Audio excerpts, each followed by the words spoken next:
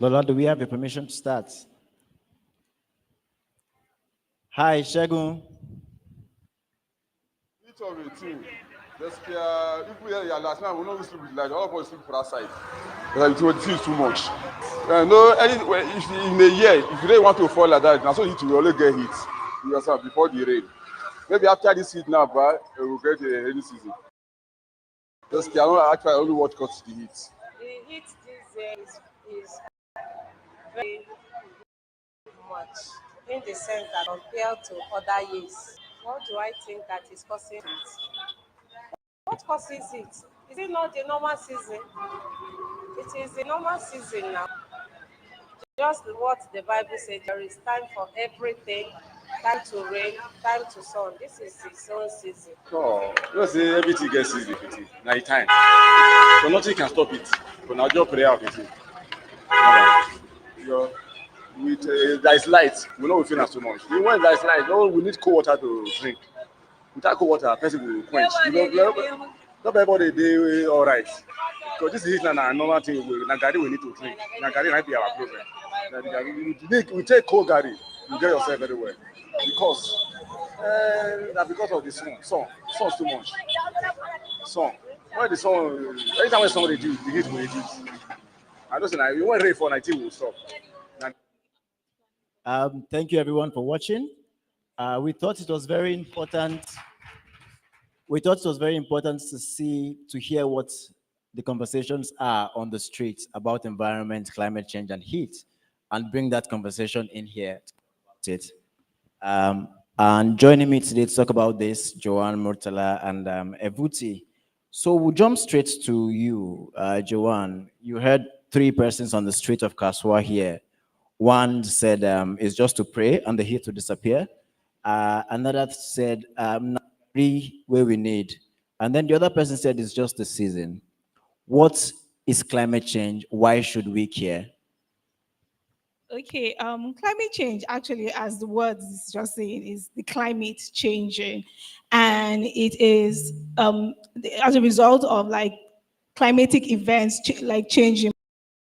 But the reason why we are talking about climate change like this is because it is changing at a rapidly fast pace. The climate is normally supposed to change after a series of years. The climate changes, but now what we're supposed to experience in 100 years, we're experiencing it in 10 years. What we're supposed to experience in 200 years, we're experiencing it in 20 years, and it's declining because of our what we do, our everyday activities. We are more industrialized. We want to make sure we build more houses. We want to make sure that we are more modernized and all that at the expense of the environment. So that's like climate change. So why should we? Why we should care is because everything that we do, everything that we are, revolves around the environment. Because if it's very hot in this room, you will not be comfortable in this room right now. If it's flooded, if Kaduna State is flooded right now, you won't even be able to leave your houses. You won't be able to go to school. You won't be able to work. You won't be able to do anything. So that is why we need to care about climate change. Thank you, Joanne. Joanne is a storyteller, and she uses social media to talk about climate change. I will stay with you for a bit, Joanne.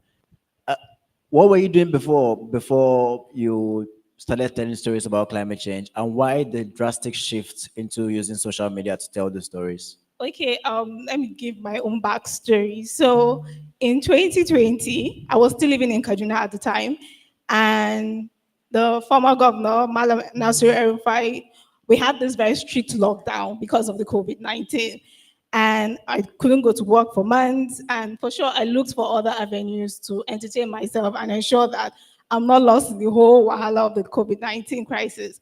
And I remember seeing a report that I think it was on BBC or so, I can't remember the media outlet, that the world was better with us locked in than with us being out and about. So we are the problem. We are the problem. And it got me thinking, how would they say the world is better with us locked in? People's businesses are dying. People are struggling to get some of their daily supplies because of this COVID. And then you're telling us the world was better with us locked in. And then that's why I delved into like reading more about environmental sustainability. And then I saw how, because people are not going about their normal activities, ships are docked. So the rivers are cleaner. People are not going about throwing trash on the streets, so the streets are cleaner. People are not mismanaging resources because they have to manage what they have. And it just got me thinking that, oh, so we're actually the problem. So how can we now know that we are the problem? And that was when I started talking about climate change and environmental sustainability, trying to show people that we are the problem. But at the same time, as human beings, we are judgmental. You don't want to outrightly come and say, no, you're the problem. So instead, I showing like, okay, it is this thing that you're doing like this. If we can do it better, it's better for you, to be better for the environment, to be better for everybody. Thank you, Joan. Can we put a round of applause for her, please? So Murtala lives between the intersect of climate change, justice, and conflict within the Lake Chad Basin. So share with us just one experience in your work that made you recognize the urgency of the situation of our environmental crisis. All right. Am I audible? All right. Well, your question is quite important. So I've been doing journalism for quite a while and also research. And my job is basically to go to the field to understand what's happening, why it's happening, and how it's impacting people's life. I've been to the front lines of both conflict and climate change. And a few months ago, I was in a town called Toshie. It's on the border with Niger Republic. And you could literally see the desert as far as your eyes can see. And also heard from the communities there, how where you have, you could stand in the place sand dunes, and the local will tell you, my house is families use the rainfall is coming anymore because the trees disappeared. It's intense. It's making a bad situation worse. We all know how underdevelopment is an issue in Nigeria. Governance is a major issue. So what the climate change crisis is doing to us, and so it's building more unemployment, more grievances, and that has become a pipeline for folks to join armed groups. It's driving conflict, whether in the Niger and Middle Belt region, the North Central, or what we've seen in the Northwest. And also there's conversation around the drying of the Lake Chad and how that has contributed to the climate rise. So the Lake Chad used to be a giant mega lake. And during the 70s and 80s, there was this massive drought in northern Nigeria that shrunk the lake to about 2,000 square kilometers. And you can imagine the impact on people who have survived on that. Just imagine you're from a place where all your life you're dependent on the water. The water has shaped your life, it has shaped how you've lived, and all of a sudden the water is gone. And so that created this roller coaster of events that brought us to where we are in terms of the conflict in the Lake Chad region. And it continues to be a problem. So last year, there was shortage of rainfall. For anyone who followed the news in the Northeast, people had to go and pray in Gombe and Maiduguri or Borno just to stay. But guess what? A year earlier, just like you were saying, things becoming extreme and extreme. A year earlier, there was an unprecedented in the Northeast region of Nigeria. A lot of communities were taken. People who were displaced by Boko Haram got displaced again by flooding in places like Damasak and others. So yeah, it's really making the situation worse for us, and climate action is part of the solution. So at the core of it, we might lose our resources that sustains our livelihood. I'll ask the audience one question. How many of you go to the river for your drinking water?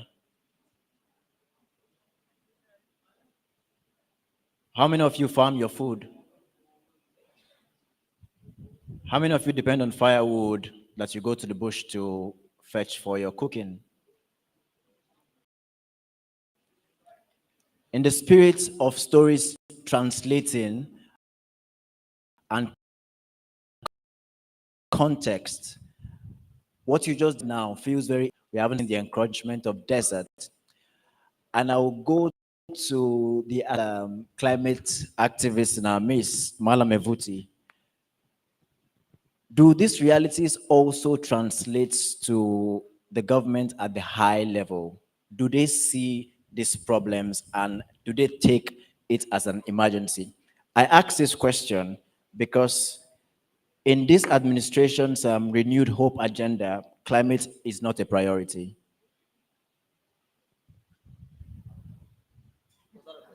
Yes. Does the urgency translate? And if it does, what is the administration currently doing to ensure that we can see that this is also an emergency for them?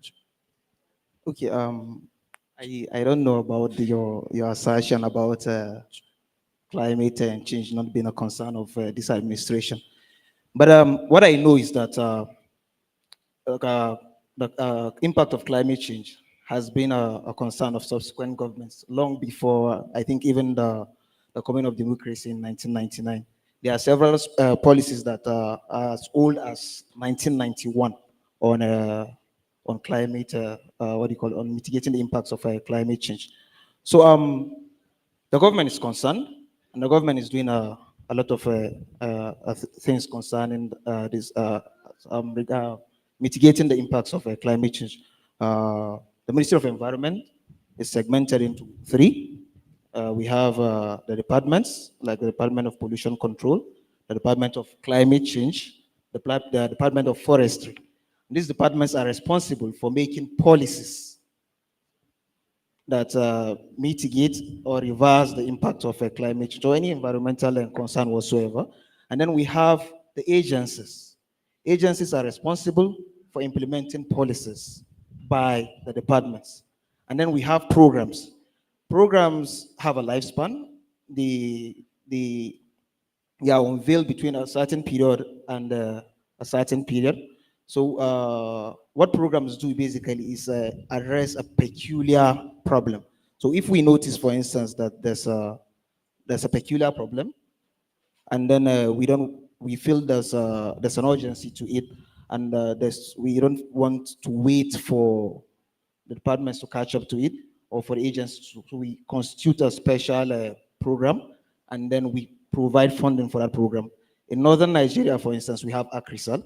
Akrisal is responsible for the remediation of degraded lands. So there are lands in northern Nigeria, not at the borders, within the borders, that uh, that are so damaged that can no longer be used for farming. Recently, the minister signed a contract for the remediation of over 30,000, over 300,000 hectares of degraded land. So what AgriSal comes in to do, it's a World Bank funded program. I don't know how long is the lifespan. We are looking to increase it because the number of degraded lands in northern Nigeria, in the 19 states of northern Nigeria and Abuja, I think we are talking about maybe 700,000 hectares of degraded land.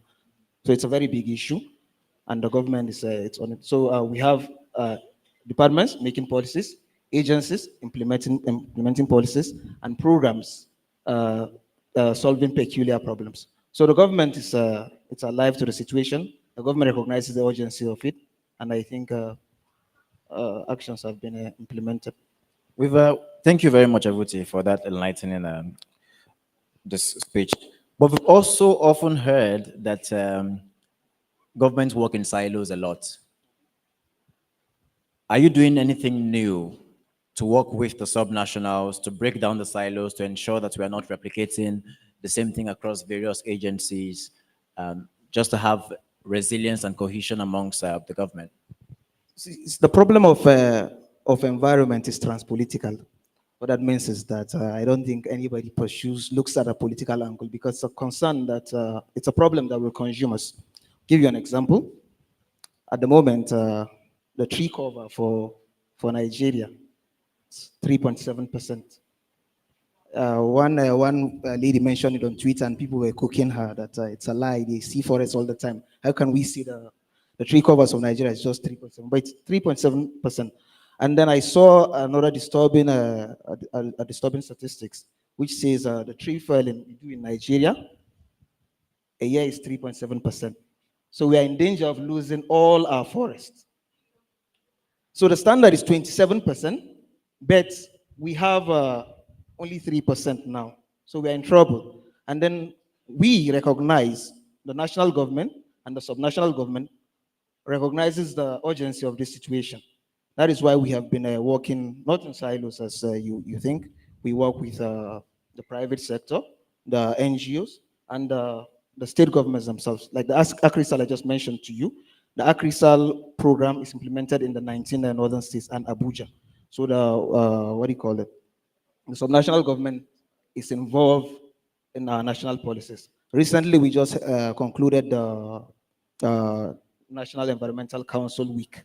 What we did there was, or what we do every year, is invite all representatives, environmental commissioners of subnational governments to come in, bring memos, and then review at the national level, reject or adopt, and then what do you call it, reject the environmental policies.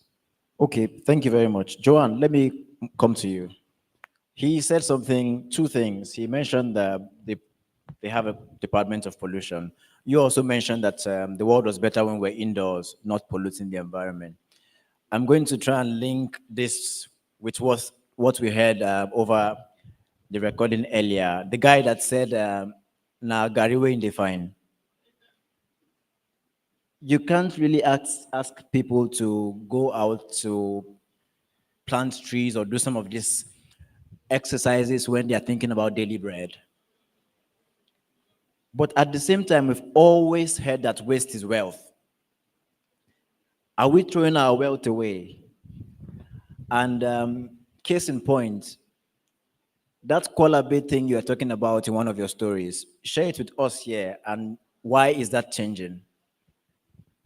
Okay, that the Kuala-based story. So I was born and brought up in Kano State, Nigeria, and and I grew up around Zoo Road, and I remember then as a young child, and my siblings, we always used to look forward to the Mekwalabe.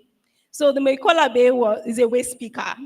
But it was as I grew older that I realized he was a waste speaker. To me, he was just part of the whole ecosystem of me growing up. But the Mekola Bay is a waste speaker, and he goes around collecting waste from people, valuable waste that can be recyclable waste, and then he gives in return for the waste that you give him, he gives you them when we were kids, he gives us either sweets or a few naira that we could use to go buy sweets. And it was we always looked forward to the Mekola Bay coming. So would always, anytime we had glass bottles from soft drinks or tins of milk, tins of beverages, or plastics that could be recycled, we'll pack them and keep them. And then when we hear his kwalabe, we run, go pack our stash, and we go exchange it. And that was my introduction to recycling, and I didn't even know that I was recycling. Now that I've grown older, I still live in northern Nigeria, but I don't hear kwalabe. Instead, it's dustbin. Dustbin. They pack everything. We no longer have that consciousness to separate our waste again. It's just everything just goes into the dustbin. And so whether it has a recyclable future, how we are training our wealth in the dustbin. In that thing, in your trash can. Okay, now we are in an event, we're in the festival, and for sure we have plastic bottles, we have we have nylon bags and maybe cartons, papers, we'll throw it in the trash. Now, in that trash can, your papers is wealth. The plastic bottles is wealth. The nylon bags, it depends. Some recycling companies collect it, so it's still wealth. So inside that trash can, you already put all your dirty inside. It's money, but you don't know it's money until because now we've now grown in the consciousness of we use and throw away instead of we use and try to see what we can get out of it. We just use, throw it away, and we just look for how to get another thing again to use and throw it away. The circular economy is broken, and it wasn't like this when we were younger. And the streets are dirtier. It wasn't like this when we were younger, when our parents were younger. They always try to find value in all these things, but we just want to use and trade away. And maybe also it might have to do with the way that some products are being marketed to us and all that. But that's where we now come out to say, it's okay to use all these things, but at the same time, it's not okay to use and just straight away. There are companies, and this is where also an opportunity lies for us. In this room, we are majority youth, and it is an opportunity a lot of us don't see. We might see it as dirty work, but there's a whole value chain that does not necessarily make you to go do the dirty work itself. The waste management system is a very big ecosystem. So you have the waste pickers that all you have to do is just sensitize them and equip them. You are at the top of the chain, or maybe in the middle of the chain, or somewhere in the chain, but in this waste, you might not have the equipment to do the recycling itself. The recycling business, being that getting the recycling equipment could be very expensive, but we have companies that are buying this waste, but we don't know about it. We just think we just use and trade away, and we keep on gathering more and more, and the Kaduna waste management system cannot deal with all the waste that we keep on piling up somewhere, and it just becomes a huge problem for us. Thank you very much. Joanne used to work with Echo Butter as well, so she's speaking from years of experience. Evuti, I think you should introduce her to your pollution department so she can help out. Murtala, Evuti said some things. Do you see these things on the field? So I would say the government over the years has been working around. I don't know, the mic doesn't like me. So yeah, over the years, just as Evuti has said, Nigeria has been working around environment and climate, going back to the Rio de Janeiro Convention, so 1990s. So in the environment, so we as a people, over decades or centuries, the environment has shaped who we are. We depend on rainfall for our agriculture. Our rivers shape our way of life. Our land shape who we are, whether we are farmers or we are herders and all that. So we have always been conscious about our environment. And so we have either depended on local laws or community laws, or sometimes what they call the African traditional religion. So sometimes they tell you, oh, evil forest. But by evil forest, it's basically just don't destroy the forest. Oh, you heard that a tree has spirits. It's because they want to preserve that tree. So if people don't go ahead and cut down those trees, it means those trees will continue to or animals. So there's been all that. So the government has also taken steps. We have seen Climate Change Act that was passed. We have the Climate Change Council. We have seen also conversation around the energy transition, which is an expensive project by the last administration. So we've seen a lot more from the previous government. This government is just kicking in. However, the concern is there is a huge debate around mitigation and adaptation. For Nigeria, the conversation is that adaptation is our priority. We are not emitting a lot of greenhouse. So why should we stop using our fossil fuel when a huge chunk of our foreign investment foreign revenues comes from fossil fuels? We have not tapped even a significant portion of our natural gas. And so was it last year or 2 years ago, the former president, Muhammadu Buhari, did an op-ed on Guardian saying that, see, Nigeria needs its gas for transition.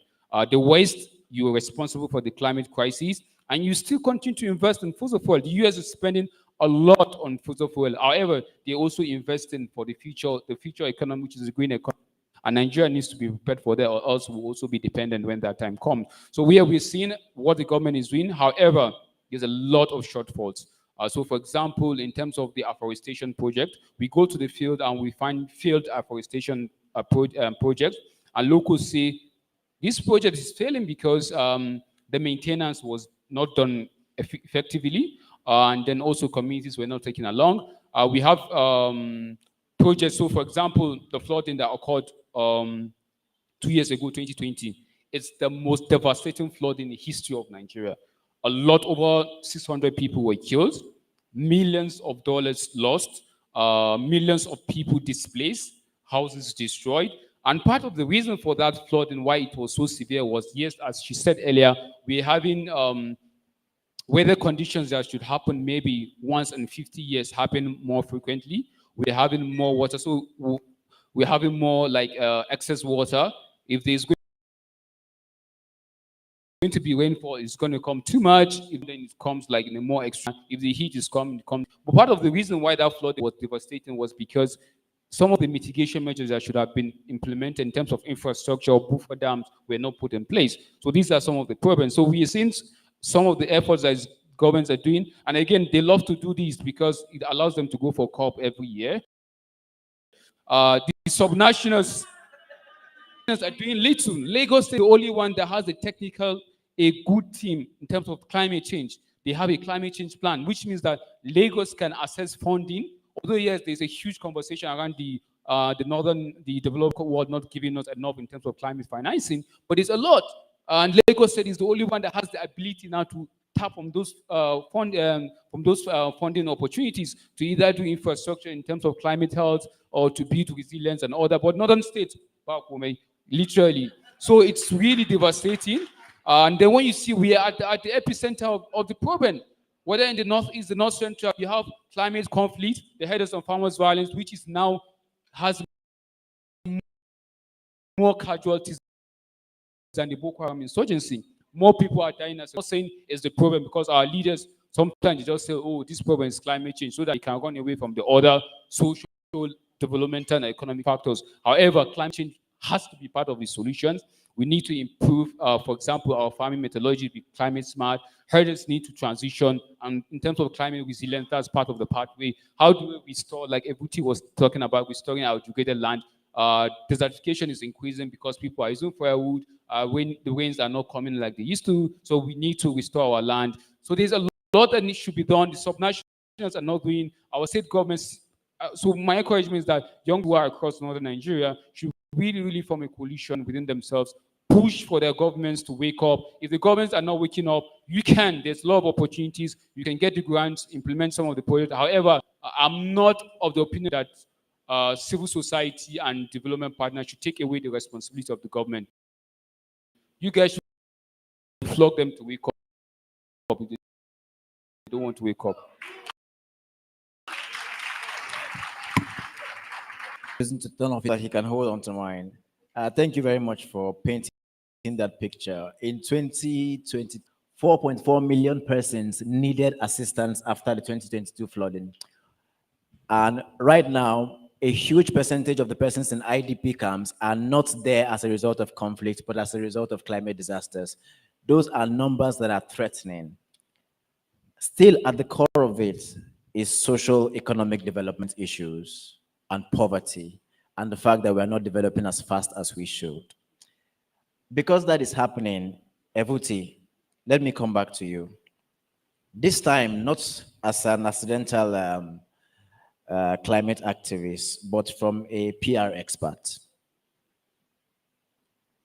How do we balance pro-policies with people's livelihood and sustenance? Let me give you an example.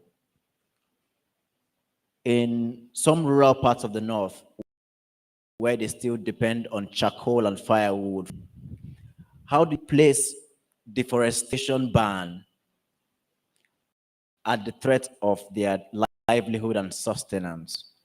How do you balance these two things? Thank you very much. So, policy. So when you make policies, you understand that you understand not disrupt the livelihood of people because you want to achieve certain objectives. And I think nobody understands that better than President Bola Ahmed Tinubu.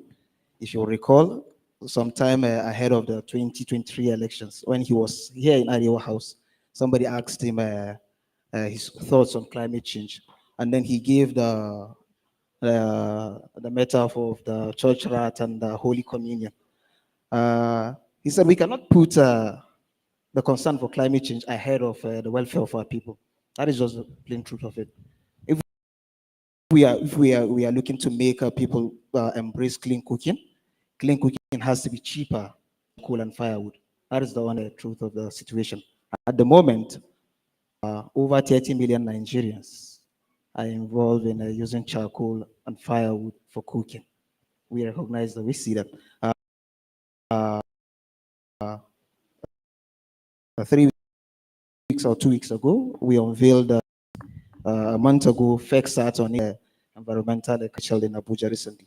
So the idea is to make cooking cheaper, clean cooking cheaper, to discourage the use of charcoal and then firewood. So it's a long process. I don't know how long it will take, considering the situation that we are in now, the expensive gas and what have you. But the policy is there, and then I feel that with time we can get people to stop cooking with charcoal and then firewood. But before then, we will need to double our reforestation agenda. So I think what we should be doing now is to plant more trees than we cut down. So if you cut down one for firewood. Thank you very much, Evuti. And I think just a bombastic quote. Cut down one tree, plant five. Kabafest, please print those. And please feel free to chime in, any of you. Should we brace ourselves for another round of flooding in 2024? Yeah, so every first quarter of the year, about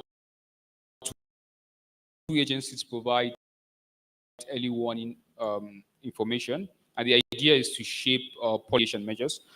NIMET, the National Meteorological Agency, provided the data in terms of quantity of rainfall, and some few weeks back, the National Hydrological Agency also provided data, including the local governments that will be at risk. So Nigeria's geography is both a blessing and I wouldn't say a curse, but it comes with the risks. So the basins that moved, both the two rivers, the River Niger and the River Benue, that has defined who we are as a country, and also whenever there's excess water into those river basins, it causes significant flooding. So usually the mapping is done along that, and so it's measured with the expected quantity of water. So yes, there will be local government have higher incidents of flooding.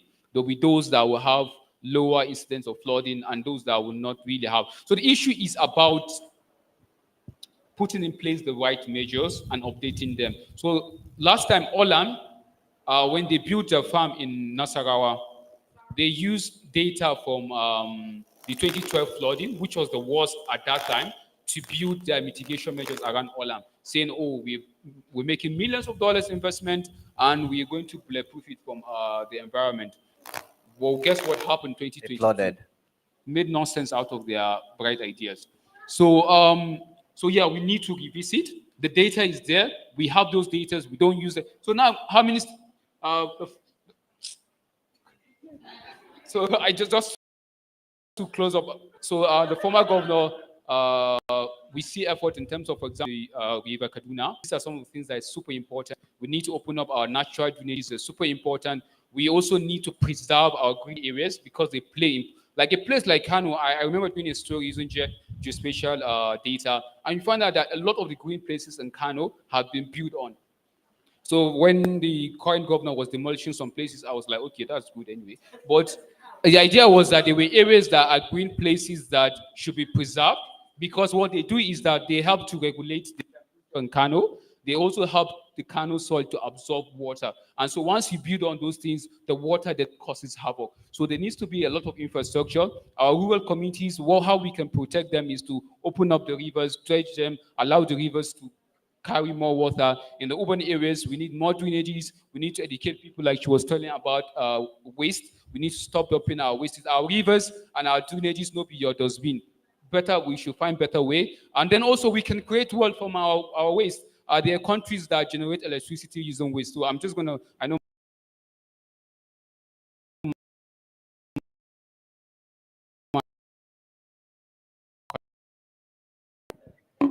Did he cover all the bases? He covered most of the bases.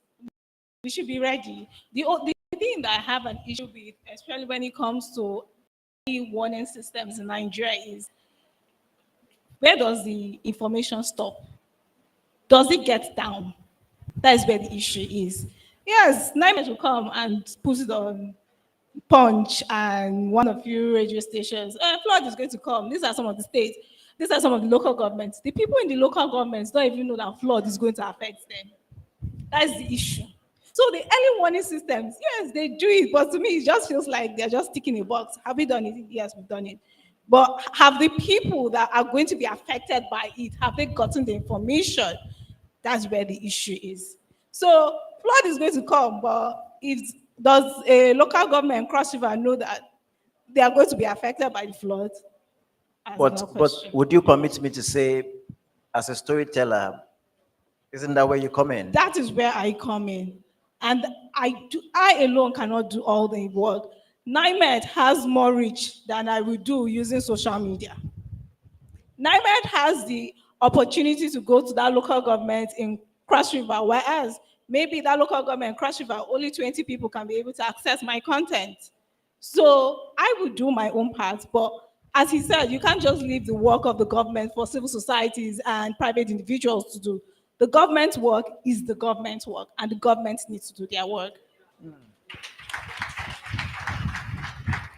So let me just add that uh, that the responses, the best responses to the matters of climate. So the best responses to matters of matters as this is the prevention of it. It's actually cheaper to prevent these things than to confront them. So it's cheaper for you to clean a gutter than for you to treat malaria. So part of the reason why we have this flooding, I'm not saying it's the entire reason, but part of it is that people build on waterways and then on flooded lanes. So I think that it's something that we should take away from this, that when you buy a house or you're looking to build a house, I think you should be concerned with where you are building your house, so that your actions does not cause the death and the loss of property of others. Thank you, everyone, for contributing to this discussion. I have one more question, general question, and then we wrap up the discussion. And this is to all of you, and you take it thing, or would it be?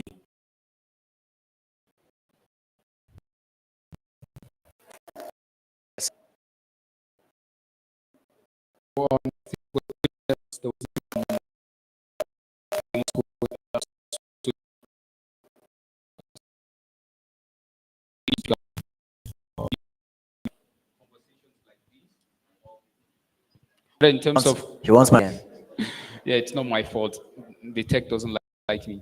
So yeah, we need to speak out, whether in terms of platforms like these, which is super important, climate change education, climate change awareness. That's it. That's how we can go. That's how we can push government to act. That's how we can push the civil society to act, and that's how we can push development partners to act. So in our own individuals, we all have what we can do to speak out and to demand for better action from different stakeholders.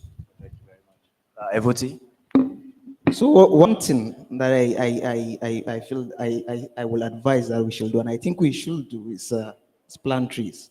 I think if you read Achebe's Arrow of God, the Igbos have at the time you have this very nice tradition where if you give birth to a child, a tree is planted in the backyard of the house of the child's father. So by standard, going by that culture, every human being who occupies this space in Nigeria should have one tree to his name, every human being. And I can guarantee that half of the hall here, or more than half even, do not have a single tree to their name. So if I will advise that we should do one thing, everybody here should have 5. Everybody should contribute 5 to Nigeria. Can I request that you provide us with seedlings? Yes, we can do that, and we're actually doing that. We have this, the objective of the minister. Ethiopia recently reported that they planted 1 billion trees in one day. So the Minister of Environment thinks that if they can do it in Ethiopia, we can do it here in Nigeria. So we are working with, I think there's somebody in this hall who recently visited us. He said they are doing this green canoe initiative. What they do is that they plant, they go around planting, and then they go to a shop, for instance, and say, we want to plant an industry here. Will you be willing to accept it? person says yes. So what we want to do now is that we want to work with retirees, women, and youth to achieve that objective. Now we are being modest. We understand the danger we are in, so we are pursuing at least before the year runs out, we want to plant 100 million trees. Meet Evuti at the end of this show. Joan. For me, one thing I would advise all of us in this room to do, being that we're majorly young people here, is look for an opportunity in in these environmental challenges that we're facing and act on it. If you try to see if you are trying to ensure that, if you have found an opportunity in clean cooking and you're ensuring that women are not using charcoals, you have solved an issue for us. Another person is trying to see how we can reduce our plastic pollution problems in Nigeria. You have solved the problem for us. Another person is looking at afforestation. You have solved the problem for us. Another person is looking at climate communications. You have gone through the advocacy path for us. You have solved the problem for us.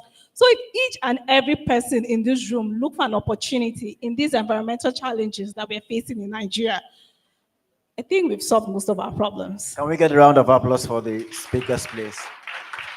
This cannot be the best round of applause. Thank you. So we'll take 1.5 question. 1.5 question. Send it in a suggestion box. No question from Sada. Your question. Yes.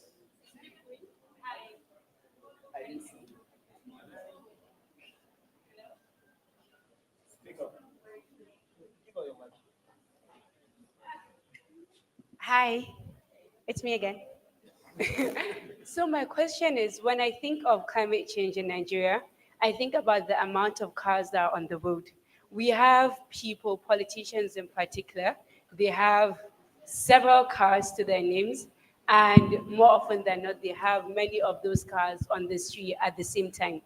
So I guess my question is, how do we reduce the amount of, is it carbon dioxide, right? The emission in the air through cars. Do you think trains could be sustainable in a country like Nigeria, or are there other sustainable solutions that we can look into, or alternatives to cars?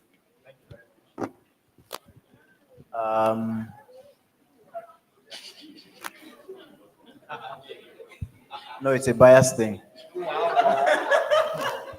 You over there. Nothing from Sada. Last question. Good afternoon, ladies and gentlemen. So my question is, because I can see you are all environmental activists. So in the course of your advocacy and activism, how much do you recognize the role of socio-religious organizations, for example, the clergy? Because we can see in Arewa, just like you made mention of an Igbo tradition whereby a tree is planted in every child's name. Also, we have our own religious perspective to it, whereby the Prophet has prohibited, like defecating in a stagnant water and defecating on the shade, and many other examples. So how much do you recognize that in view of the clergy, or particularly the religious organization, as the most influential organization, particularly in northern Nigeria? Thank you. One more question and then we can have. Hello, good afternoon. Mine is a comment and a question, and it goes to Mr. Evuti. I believe that we do need to plant more trees, but what we need more is how to maintain these trees. How do we get government, civil society organizations to partner with the women at these communities? The men will leave the house to earn a livelihood. These women are almost every time. How do they feel responsible for these trees? How do they get to know the importance of having these trees? Because for them, it is just a matter of government is shuka bishia. that is not their problem, you know. So how do we get to partner with them, empower them, and then make them feel this responsibility for maintaining these trees that we're planting? Thank you. Brilliant questions. Evuti, to you, how do we maintain these trees and how can we leverage women? To Joanne, what's the role of our clergies and religious leaders in the fight against climate change? And to you, are there other sustainable modes of transportation that we can begin to look into for sustainability? I go first? All right. We face two chief threats. Oh, you have 30 minutes each. Sorry, 30 seconds each. From the north, the encroachment of the Sahara Desert. From the south, the rise of the sea level that will affect the coastal areas. So this is about the north. What we are doing in the north is that we are planting a wall, a great green wall, that will prevent the encroachment of the Sahara into Nigeria. So to your question, get people involved. I mentioned earlier that we are announcing the ambition of 1 billion trees. And currently we are pursuing the modest one of 100 million trees within the year. So we are targeting women, we are targeting youths and retirees. And then we are going to pay these people to plant these trees and to care for these trees. So basically we are going to pay. He's going to care for the trees. Murtala, 30 seconds. 30 seconds. Yes. Okay, are you time, ma'am? So just go fast. So part of our national determined contribution to cut emissions by 27% with unconditional, and then I think about 30% with international support. Part of it includes transportation. So we're looking at cutting emissions in transportation, and some of the important part of it is electric vehicles.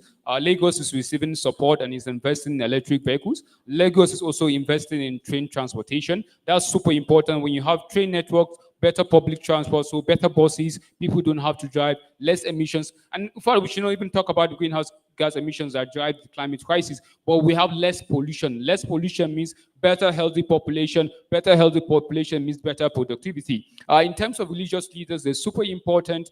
We have worked with some of these religious leaders. Just to add.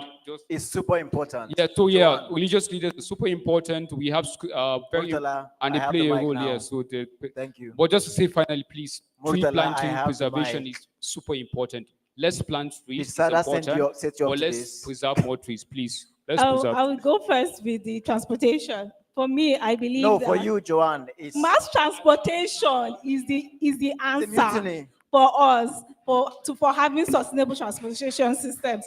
Mass public transportation is the answer, not even electric vehicles. If you are not talking electric buses, let us leave the electric bus. Safe mass transportation is the answer. Then it's all inside it. Then about religious leaders, they are very important in the discourse about climate issues and environmental issues, and they are not left behind in these discussions. So I also work with Clean Technology Hub, and part of our work we do is to ensure that we bring about interfaith dialogue so that these faith leaders and even traditional rulers are being involved in all these conversations, and also they should also be involved in creating these policies that the climate change policies and other environmental policies in Nigeria. Thank you. Thank you, ladies and gentlemen. We've come to the end of our discussion. Please give them a